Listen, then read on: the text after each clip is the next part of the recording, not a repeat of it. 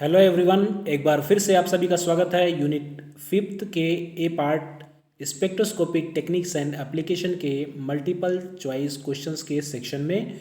और ये इसका सेकेंड पार्ट यानी लास्ट पार्ट है जहां पर हम 22-25 क्वेश्चंस डिस्कस करने वाले हैं।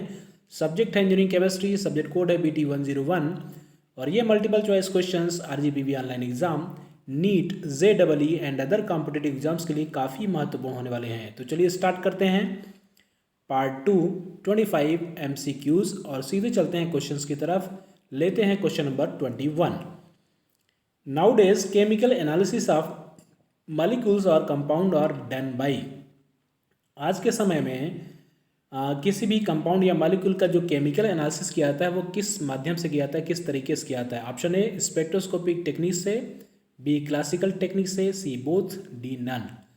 तो now days the analysis of chemical analysis is totally replaced by spectroscopic techniques. So the right answer is A.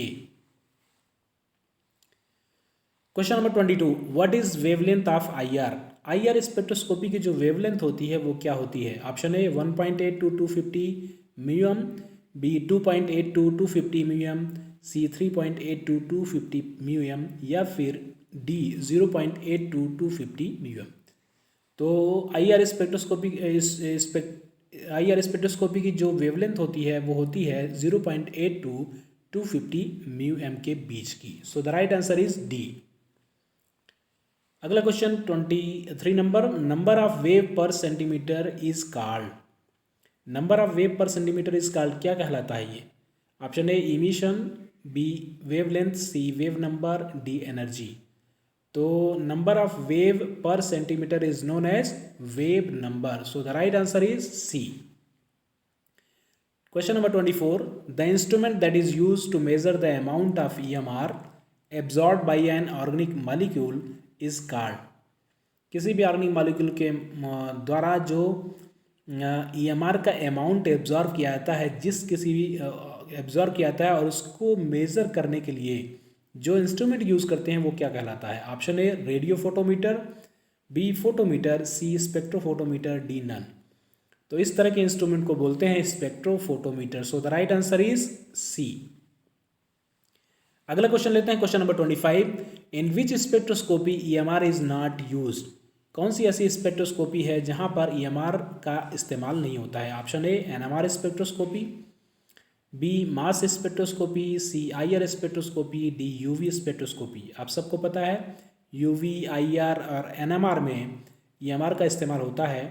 केवल मास स्पेक्ट्रोस्कोपी ऐसी है जहां पर EMR का इस्तेमाल नहीं होता है। So the right answer is B. Question number 26 source of EMR in UV region. UV region में EMR का सोर्स क्या होता है। Option A hydrogen discharge lamp, B tungsten filament lamp, C electrically heated rod of rare earth oxides, D none. तो UV region में जो EMR का source होता है वो हाइड्रोजन डिस्चार्ज लैम्प होता है। So the right answer is ए। लेते हैं question number 27 source of EMR in visible region. Visible region में EMR का जो लाइट सोर्स होता है वो क्या होता है। Option A hydrogen discharge lamp, B tungsten filament lamp, C electrically heated rod of rare earth oxides या नन। और विजिबल रीजन में जो EMR का सोर्स होता है वो होता है tungsten filament lamp. So the right answer is B. Question number 28 source of EMR in IR region. IR region में EMR का सोर्स क्या होता है। Option A hydrogen discharge lamp, B tungsten filament lamp, C electrically heated rod of rare earth oxide या none. और यहाँ पर IR region में जो सोर्स ऑफ EMR होता है वो होता है electrically heated rod of rare earth oxide. So the right answer is C. आगे चलते हैं क्वेश्चन नंबर 29 पे।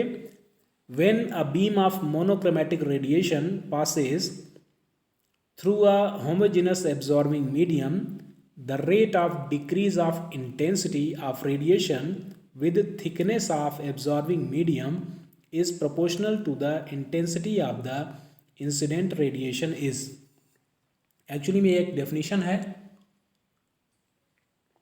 आपको इसको तरीके से समझना है और बताना है ये डेफिनेशन किसने दी थी। ऑप्शन ए बियर्स लॉ है ये, या बी लैम्बर्ट्स लॉ है, या फिर दोनों है, या फिर नन। तो इस डेफिनेशन को प्रॉपर तरीके से देखेंगे तो आपको समझ में आएगा। It is known as Lambert's law, इसको लैम्बर्ट्स लॉ बोलते हैं। थोड़ा सा डिफरेंस होता है लैम्बर्ट्स और बियर लॉ में, वो डिफरेंस अगले क्वेश्चन में आपको दिखेगा। So for question number 29 the right answer is answer B, Lambert's law. Question number 30, when a beam of monochromatic radiation passes through a solution of an absorbing substance, the rate of decrease of intensity of radiation with thickness of absorbing solution is proportional to the intensity of the incident radiation as well as the concentration of the solution। Incident radiation पे depend करता है केवल, तो वो Lambert's law होगा, और साथ ही साथ कंसंट्रेशन पे भी अगर डिपेंड करे तो वो दूसरा लॉ होता है, वो ऑप्शन में दिया हुआ है। Option A Beer's law, C B Lambert's law, C both, D none. तो निश्चित रूप से ये बियर्स लॉ है। So the right answer is A. Question number 31, UV visual spectroscopy is also known as. UV visual spectroscopy को किसी और दूसरे नाम से किस नाम से जानते हैं? Option A electronic spectroscopy, B vibrational and rotational spectroscopy, C both, D none.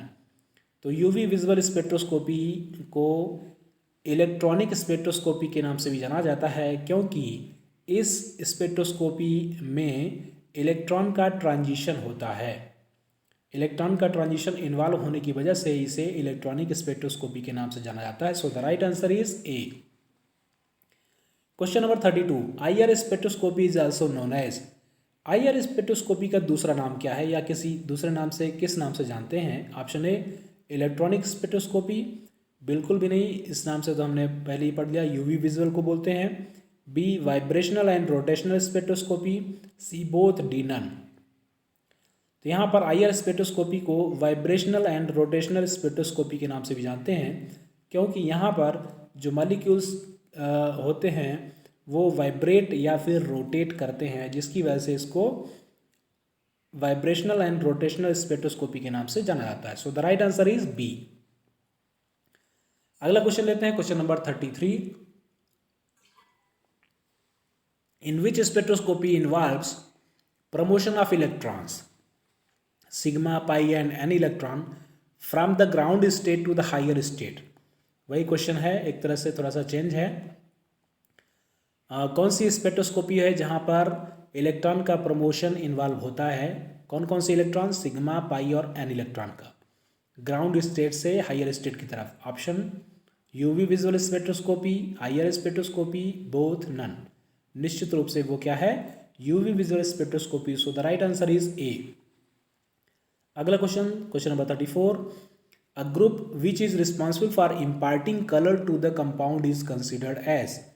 एक ऐसा ग्रुप जो किसी भी कंपाउंड में कलर को इम्पार्ट करता है वो क्या कहलाता है? Option A hexachrome, B auxochrome, C chromophore, D bathochrome. तो हमने पहले भी क्वेश्चन लिया हुआ है, ये कहलाता है क्रोमोफोर। क्रोमोफोर का दूसरा नाम ही होता है colour imparting group. So the right answer is C. आगे चलते हैं क्वेश्चन नंबर 35 पे, a group which is responsible for enhancing colour to the compound is considered as. यानी कलर इन्हांसिंग ग्रुप को क्या बोला जाता है? Option A hexachrome, B auxochrome, C chromophore, D bathochrome. तो निश्चित रूप से उसे क्या बोलेंगे? Auxochrome. So the right answer is B. Question number 36, N absorption shift towards longer wavelength due to the presence of an auxochrome is called। किसी auxochrome की वजह से एक एब्जॉर्प्शन शिफ्टिंग होती है किस तरफ? लॉन्गर वेवलेंथ की तरफ। ऑक्सोक्रोम ग्रुप के प्रेजेंस से लॉन्गर वेवलेंथ की तरफ जब एब्जॉर्प्शन शिफ्ट होता है तो उसको क्या बोलते हैं? Option A bathochromic shift, B hypsochromic shift, C hyperchromic shift, D hypochromic shift. जब ऐसा होता है ऑक्सोक्रोम की वजह से लॉन्गर वेवलेंथ की तरफ एब्जॉर्प्शन शिफ्ट होता है तो उसको बोलते हैं ए बैथोक्रोमिक शिफ्ट, उसको बैथोक्रोमिक शिफ्ट के नाम से जाना जाता है। So the right answer is A. Question number 37, an absorption shift towards shorter wavelength due to the presence of an auxochrome. एक ऑक्सोक्रोम की प्रेजेंस की वजह से अगर शॉर्टर वेवलेंथ की तरफ एब्जॉर्प्शन शिफ्ट हो जाए तो उसको क्या बोलते हैं? Bathochromic shift, hypsochromic shift, hyperchromic shift या हाइपोक्रोमिक शिफ्ट। इस तरह के शिफ्टिंग को बोलते हैं hypsochromic shift. So the right answer is B. Question number 38, an effect due to which the intensity of absorption maximum increases is called. जब ऐसा कुछ होता है कि जो एब्जॉर्प्शन होता है, एब्जॉर्प्शन मैक्सिमम होता है, उसकी इंटेंसिटी इंक्रीज कर जाए, मैक्सिमम की तरफ बढ़ जाए, तो वो क्या कहलाता है? Option A bathochromic shift, B hypsochromic shift, C hyperchromic shift, D hypochromic shift. जब मैक्सिमम की तरफ जाता है तो उसको बोलते हैं hyper. So the right answer is C hyperchromic shift. आगे चलते हैं क्वेश्चन नंबर 39 पे, an effect due to which the intensity of absorption maximum decreases is called. जब एब्जॉर्प्शन मैक्सिमम डिक्रीज हो जाता है तो उसकी इंटेंसिटी डिक्रीज हो जाती है, तो उसको क्या बोलते हैं? Option A bathochromic shift, B hypsochromic shift, C hyperchromic shift, D hypochromic shift. निश्चित रूप से आप जो अंदाजा लगा रहे हैं सही है, hypochromic shift. So the right answer is D. Question number 40, bathochromic shift is also known as. Bathochromic shift को किसी और नाम से, किस नाम से जानते हैं? Option A blue shift, B red shift, C both, D none. तो बैथोक्रोमिक शिफ्ट को रेड शिफ्ट के नाम से भी जाना जाता है। आगे चलते हैं क्वेश्चन नंबर 41 पे, hypsochromic shift is also known as. Hypsochromic shift को भी किसी दूसरे नाम से जानते हैं, वो क्या है? Option A blue shift, B red shift, C both, D none. तो हिप्सोक्रोमिक शिफ्ट को ब्लू शिफ्ट के नाम से जाना जाता है। So the right answer is A. Question number 42, application of UV visual spectroscopy. UV visual spectroscopy का application क्या होता है?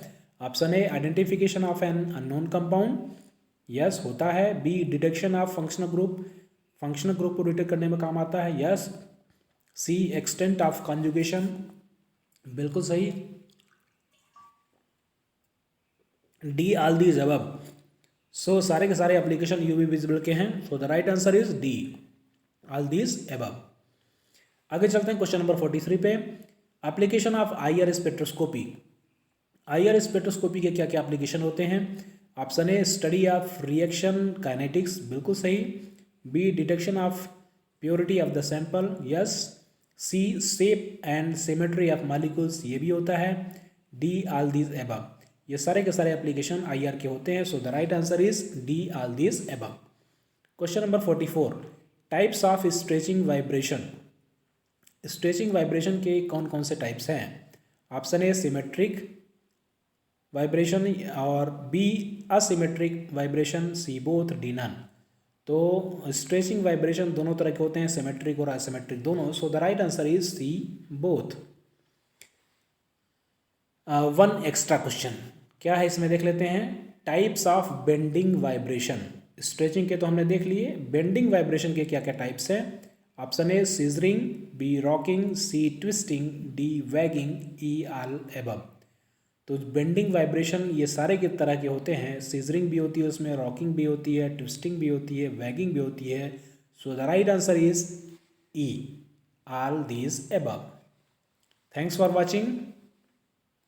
Till then, like, share and subscribe. Thank you.